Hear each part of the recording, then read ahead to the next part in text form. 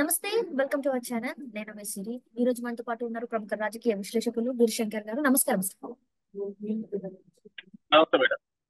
Sir, ఇప్పుడు చూస్తున్నట్టయితే బీజేపీకి ఏంటంటే మాకు కావాల్సిన సీట్లు ఇస్తే మీకు కావాల్సినన్ని అంటే మీకు ఏమేమి కావాలో అది చేస్తామని చెప్పేసి బీజేపీ చెప్పినట్టు మనకి వార్తలు వస్తున్నాయి. దానికి బాబు ఇంకా పవన్ కళ్యాణ్ గారు కూడా ఒప్పుకున్నట్టు మనకి వార్తలు వస్తున్నాయి. ఇందులో ఎంతవరకు వాస్తవం సార్? 100% వాస్తవం అని చెప్పే అనుకోవాలి. ఎందుకంటే బీజేపీ పొత్తు ఉంటుందా లేదా అనేది ఇప్పటి వరకు సందిగ్ధంలో ఉన్న బాబు, చంద్రబాబు నాయుడు గారు, పవన్ కళ్యాణ్ గారు ఒక్కసారిగా బీజేపీ దగ్గరికి చివరి ప్రయత్నంగా వెళ్ళి ఒక్కసారిగా వాళ్ళు చెప్పిన షరతులన్నిటికీ ఒప్పుకొని వాళ్ళకి కావాల్సిన మామూలుగా అనుకున్నది 5 పార్లమెంట్ సీట్లు, 6 ఎమ్మెల్యే సీట్లు అనుకున్నారు. దానికన్నా ఎక్కువగా ఇచ్చే ప్రయత్నం ఎందుకైనా జరిగింది అనుకుంటే దీని వెనుక బీజేపీ యొక్క ఆపన్న హస్తం అనేది ఈ కూటమికి చాలా అవసరం. ఈ ఎన్నికల్లో వీళ్ళు పార్టిసిపేట్ చేయాలన్నా, వీళ్ళు ఎన్నికలు సజావుగా నడవాలన్నా, జగన్మోహన్ రెడ్డి గారి దాష్టికాన్ని తట్టుకొని నిలవాలన్నా వీళ్ళకి బీజేపీ సపోర్ట్ అనేది చాలా అత్యవసరం అని చెప్పి వీళ్ళు గ్రహించారు. అందుకే చంద్రబాబు నాయుడు గారు పవన్ కళ్యాణ్ గారిని తీసుకొని అపాయింట్మెంట్ ఉన్నా లేకపోయినా వెళ్ళి అక్కడ అపాయింట్మెంట్ కోసం వేచి వాళ్ళు చెప్పిన అన్ని షరతులకు తలాడించి ఖచ్చితంగా ఆ పొత్తును కుదుర్చుకున్నారు. దాని ద్వారా వీళ్ళు విజయం సాధించే దిశగా ముందుకెళ్లారని చెప్పి మనం చెప్పుకోవచ్చు. అంటే ఇప్పటి వరకు అయితే బీజేపీ అనేది ఏపీలో ఎక్కడి వరకు అయితే లేదు, అంటే చాలా తక్కువ ఓటు శాతం ఉంది. సో ఆ పార్టీ ఉపయోగాల కోసం ఇట్లాంటివి అడిగిందని మనం అనుకోవచ్చా సార్? యుద్ధంలో అందరూ కూడా మనం ఒక విషయం ఇక్కడ గమనించాల్సింది ఏంటంటే ఓట్లున్నాయా లేవా అనే విషయం పక్కన పెడితే ఈ ఎన్నికల్లో కొత్తగా ఒక ఎన్నికల్లో పోటీ చేయడానికి వచ్చే ఒక వ్యక్తి ఒక పార్లమెంటు మెంబర్ అనుకోండి, అతని దగ్గర ఒక దాదాపు ఆ పార్లమెంట్ ఖర్చు పెట్టడానికి ఒక 500-700 కోట్లు ధనం ఉందనుకోండి, వాళ్ళు ఈ పార్టీకి ఎసెట్ అవుతారు కదా. అట్లాగే బీజేపీ కూడా ఈ కూటమికి ఎలా బలం అవుతుందనే విషయాన్ని పూర్తిగా గ్రహించారు చంద్రబాబు నాయుడు గారు అని చెప్పి అనుకోవచ్చు. ఆయన అనుభవం ఇక్కడ ఉపయోగపడింది.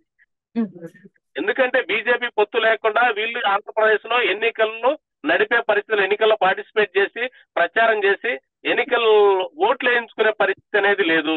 ఎందుకంటే జగన్మోహన్ రెడ్డి గారు ఆల్రెడీ సామ దాన పేద వాటికి వచ్చేసారు. అవన్నీ అయిపోయినాయి. అన్ని రకాలుగా చూశాడు. కానీ ఇక చివరికి దండోపాయానికి దిగాడు.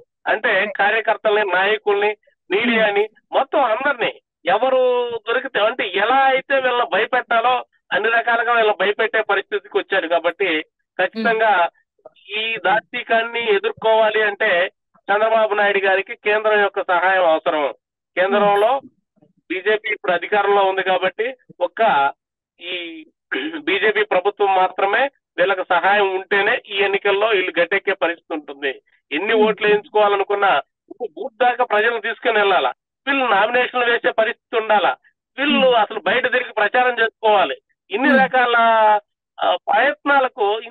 ప్రయత్నాలను ముందుకు సాగించే పరిస్థితి అయితే జగన్మోహన్ రెడ్డి గారు వీళ్ళని చేయనివ్వడం అని చెప్పి ఖచ్చితంగా వీళ్ళు నమ్ముతున్నారు. వాస్తవంగా జరుగుతుంది కూడా అదే. జగన్మోహన్ రెడ్డి గారి ప్రయత్నం కూడా అది. ఖచ్చితంగా వీళ్ళని నామినేషన్లు వేయించే పరిస్థితి ఉండదు. అట్లాగే వీళ్ళని ఎన్నికల్లో ప్రచారం చేయించుకునే పరిస్థితి ఉండదు. ఈ లోపే ఏ ఒక పిచ్చి కేసులు ఏ కేసు పెట్టినా వీళ్ళు లోపలికి వెళ్ళి ఇచ్చేయాల్సిన పరిస్థితి ఉంటుంది. అన్ని వ్యవస్థల్ని మేనేజ్ చేయడానికి జగన్మోహన్ రెడ్డి గారు సంసిద్ధంగా ఉన్నారని చెప్పొచ్చు. అందుకే ఆయన సిద్ధమా అని చెప్పి వీళ్ళని భయపెడుతున్నాడు. సిద్ధమా అని రమ్మంటం లేదు, వీళ్ళని భయపెడుతున్నారని చెప్పి వీళ్ళు అనుకోవచ్చు. ఇప్పుడు అట్లనే చూస్తున్నట్టయితే కొంతమంది జన సైనికులు అసంతృప్తితో ఉన్నారు, అసహనం వ్యక్తం చేస్తున్నారు ఈ సీట్ల షేరింగ్ వల్ల అని చెప్పేసి మనకు వార్తలు వస్తున్నాయి. అందులో ఎలా ఉండబోతుంది సార్ మనకు? జన సైనికుల విషయంకి వస్తే వీళ్ళు చాలా సున్నిత మనస్కులు. చిన్న చిన్న వాటికి అలుగుతారు, చిన్న చిన్న వాటికి చిన్న భుజం మీద చేసి పలకరించగానే తృప్తి పడతారు అనమాట. అట్లాంటిది జన సైనికుల కోపం ఎంతోసేపు ఉండదు నాకు తెలిసి. జన సైనికులు పవన్ కళ్యాణ్ గారు బయటకు వచ్చి ఒక మాట చెప్తే మళ్ళీ వీళ్ళంతా పొలవమని పవన్ కళ్యాణ్ గారు నడిచే పరిస్థితి ఉంది. కానీ ఇప్పుడు జన సైనికులకు కూడా పెద్ద ఊరట ఏంటంటే ఇప్పటి వరకు తెరచాటున్న హరిరామ జోగయ్య గారు, ఇట్లాగే పద్మనాభంగా ముద్రగడ ముద్రగడ పద్మనాభం గారు వాళ్ళ ముసుగులు తీసి వాళ్ళు వైసీపీలో చేరటం, జగన్మోహన్ రెడ్డి గారి పంతం చేరటం అనేది వీళ్ళు జీర్ణించుకోలేకున్నారు. ఇప్పుడు జన సైనికులకున్న తపన, ఆవేశం ఎలా ఉంది అంటే పవన్ కళ్యాణ్ గారు తక్కువ సీట్లు తీసుకున్నారు అనే దాని మీద కన్నా కూడా ఈ జోగయ్య గారు, ముద్రగడ పద్మనాభం గారు ఎన్నాళ్ళు కాపుల ముసుగులో మనల్ని మోసం చేశారనే విషయం మీద ఎక్కువ అసంతృప్తితో ఉన్నారు, ఎక్కువ ఆవేశంగా ఉన్నారు. ఖచ్చితంగా వీళ్ళని ఇప్పుడు వదిలితే నాకు తెలిసి బీజేపీ యొక్క అండదండలు లేకుండా కూడా ఈ జన సైనికులే ఈ రాష్ట్ర ఎన్నికలు సాధించే పరిస్థితి ఉంటది అని చెప్పి వాళ్ళన్నిటిని తట్టుకొని వాళ్ళు ఏమైనా చేయని, జగన్మోహన్ రెడ్డి గారు ఎన్ని రకాల దాష్టికాలైనా చేయని, వాటన్నిటికీ సంసిద్ధమై ఎదుర్కోగల సత్తా ఒక్క జన సైనికులకు మాత్రమే ఉంది. అది 100% మనం నమ్మొచ్చు. జన సైనికులు అనే వాళ్ళు ఈ కూటమికి ప్లస్ కానీ మైనస్ అనేది 100% మైనస్ కాదు. వాళ్ళు ఈ కూటమికి ఉపయోగపడతారు. ఈ గెలుపులో 100% ఈ మెజారిటీ యొక్క భాగస్వామ్యం జన సైనికులదే ఉంటుందని చెప్పి మనం చెప్పుకోవచ్చు. అట్లనే కొంతమంది కాపు నేతలు అంటే ఎవరైతే జనసేన పార్టీలో ఉన్నారో వాళ్ళు కూడా కొంచెం మంది అసంతృప్తిగా ఉన్నారని చెప్పేసి మనకు వార్తలు వస్తున్నాయి. సో దీన్ని ఎలా చూడాలి సార్? మరి కాపు నేతలు ఎవరు అసంతృప్తిగా లేరు అనేది మనం గ్రహించాల్సిన వాస్తవం. కాపు ముసుగులో వీళ్ళని రెచ్చగొడతా ఉన్నారు. మనకు తక్కువ సీట్లు వస్తే ఎట్లా? గతంలో పవన్ కళ్యాణ్ గారిని 2 చోట్ల పోటీ చేస్తే గెలిపించుకోలేని జన సైనికులు ఇప్పుడు మనకు తక్కువ సీట్లు వస్తే ఎట్లా అని చెప్పి వీళ్ళు అంటున్నారంటే వీళ్ళు వైసీపీ కోర్టులు అనేది 100% అందరూ గమనిస్తా ఉన్నారు. అందుకనే వీళ్ళంతా ఇప్పుడు జన సైనికులంతా ఈ కాపు ముసుగులో ఉన్న ముద్రగడ పద్మనాభం గారు, హరిరామ జోగయ్య గారు వీళ్ళ అనుచరులు ఎవరైతే ఉన్నారో వాళ్ళందరినీ, ఎవరైతే మనల్ని ఎగదోస్తున్నారో వాళ్ళందరినీ పక్కన కూర్చోబెట్టే పరిస్థితి ఖచ్చితంగా 20 స్థానాల్లో ఏ అయితే జనసేన పోటీ చేయబోతుందో ఆ స్థానాలను పూర్తిగా తీసుకెళ్లి అసెంబ్లీలో కూర్చోబెట్టే పరిస్థితి.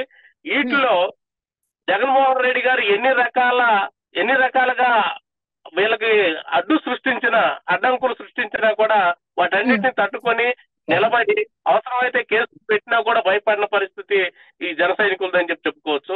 కాపు నాయకులు ఎవ్వరూ కూడా అసంతృప్తితో లేరు.